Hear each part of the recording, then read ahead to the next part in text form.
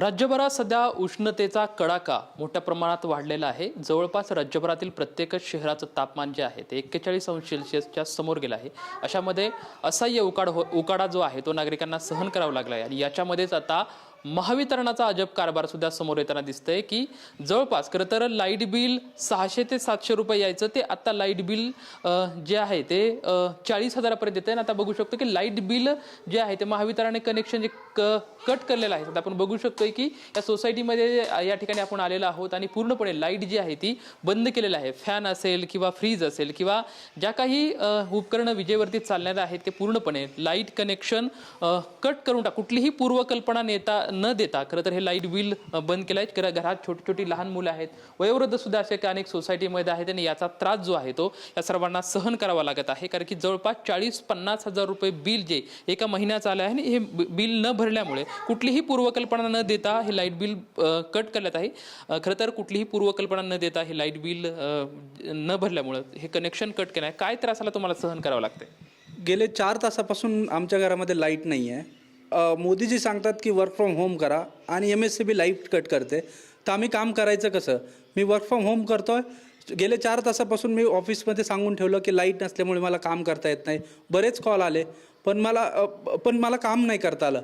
तर असे जे प्रॉब्लेम आहेत ते बेसिक प्रॉब्लेम जर आपण फेस करायला लागलो तर आपण म्हणजे कुठल्या लेवलला आपण सध्या आहोत। तर मी 4 तासापासून लहान मुलं रडतायत, गरम होतं आहे, घरामध्ये उष्णता भयंकर आहे, बाहेर मुलं सारखी रडतायत, फ्रीज बंद आहे, त्यांच्यासाठी लागणारा TV बंद आहे, बाकीचे जे उपकरणं आहेत जे इलेक्ट्रिसिटीवरती चालतात ते सर्व बंद आहे।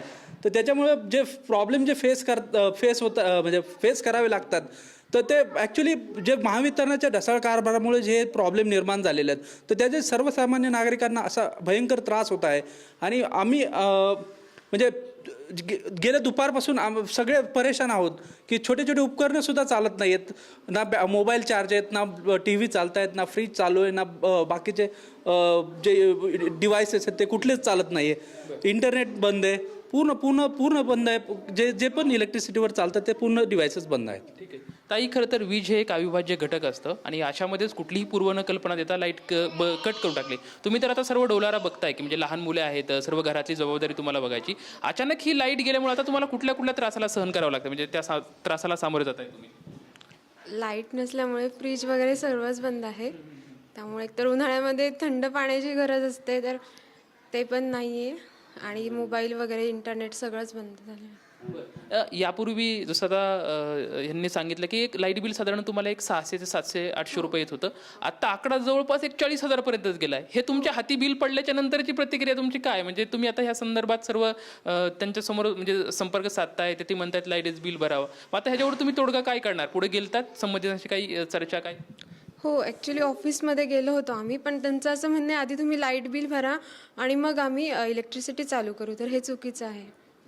खरं बघू शकतोय की महावितरणाचा हा अजबच कारभार बघावा लागेल, कारण की जवळपास 40,000 रुपये बिल हे प्रति महिन्याला सध्या आता या महिन्यामध्ये त्यांनी दिलेलं आहे।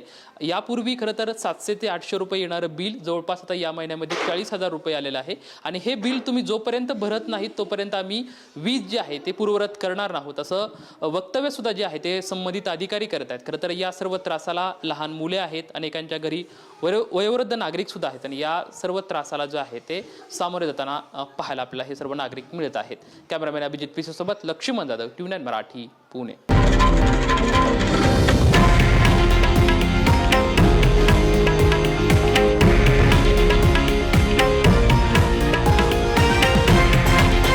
हे आहे देशातील नंबर 1 न्यूज नेटवर्क आणि आपण पाहत आहात TV9 मराठी, एकमेव।